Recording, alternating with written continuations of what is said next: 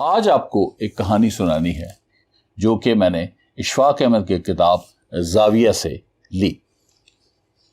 ہوا یوں، اشفاق احمد لکھتے ہیں کہ انہوں نے ایک دوست کی بڑی مدد کی، مشکل میں تھا، اس کی بہت زیادہ ہیلپ کی، اس کے اوپر بڑے احسانات کیے، حتیٰ کہ وہ مشکل سے بھی نکل گیا اور بڑی کامیاب زندگی گزارنے لگا۔ بعد میں ہوا یہ کہ وہ شخص جو تھا وہ جرنلسٹ تھا، تو اخباروں میں اشفاق احمد کے خلاف اس نے مضمون لکھا۔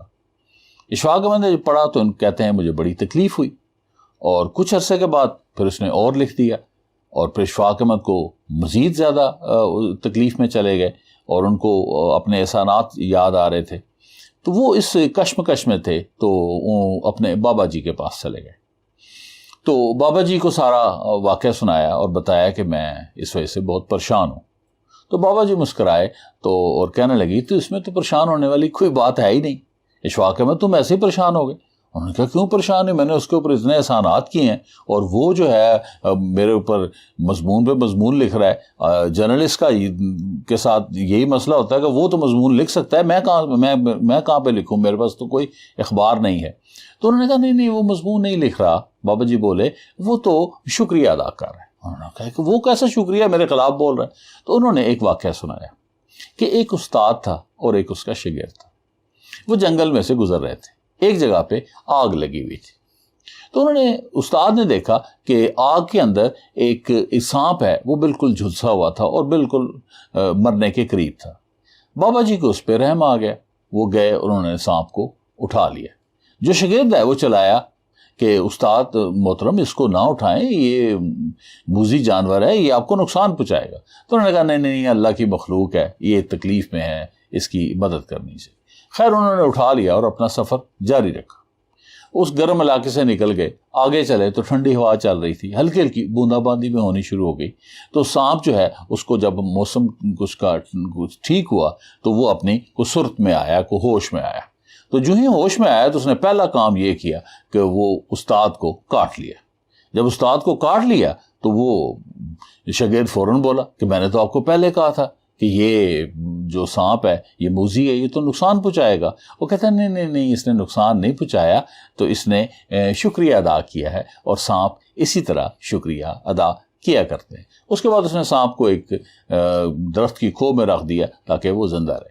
تو اس پہ بابا جی نے اشفاق احمد کو بتایا کہ وہ آپ کا شکریہ ادا کر رہا ہے۔ تو کچھ لوگ ایسے بھی شکریہ ادا کرتے ہیں۔ تو اس کا میسج کیا ہے؟ اس کا میسج یہ ہے کہ جب بھی ہم زندگی میں دیکھتے ہیں کہ ہم کسی کے اوپر کوئی احسان کرتے ہیں یا کوئی ہمارے اوپر احسان کرتا ہے، تو پہلے ہمیں یہ دیکھنا پڑے گا کہ کیا ہم تو سانپ کی طرح شکریہ نہیں ادا کر رہے، ٹھیک ہے۔ دوسری چیز یہ دیکھنے والی ہے کہ یہ بھی دیکھنا پڑتا ہے کہ جس پہ آپ کوئی احسان کر رہے ہیں اس کا شکریہ ادا کرنے کا انداز کیسا ہے۔ مثلا میں یہاں پہ آپ کو ایک مثال دیتا ہوں کہ جب بھی آپ کووں کو خوراک ڈالیں، کچھ چچڑے یا گوشت وغیرہ ڈالیں، تو ان کی عادت ہے کہ وہ آپ کے اوپر اپنا ایکسکریٹا ضرور پھینکے گا اور بڑا نشانہ لے کے پھینکیں گے۔ یہ میرا ذاتی تجربہ۔ اسی طرح بلیوں کے ساتھ آپ اچھا سلوک کریں، ان پہ احسان کریں، تو ان کا بھی ایک خاص طریقہ پایا جاتا ہے۔ وہ کیا کرتی ہیں کہ جب وہ بہت پیار کرنا شروع کرتی ہیں، آپ کے احسان کا بدلہ دینے شروع کرتی ہیں، تو وہ پنجے سے ایسے کرتی ہیں۔ تو میرے کئی جگہوں پہ آپ نے جو ہے اس بلیوں کے احسانات کے نشان جو ہیں، جو ان کے شکریہ ادا کیا ہے، وہ موجود ہے۔